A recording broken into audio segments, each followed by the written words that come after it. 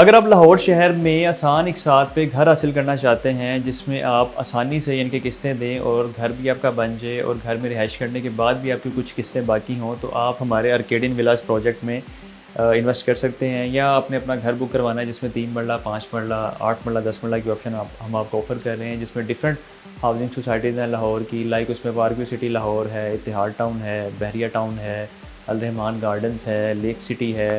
Firozpur road पे central park की option है। उसमें आप डिफरेंट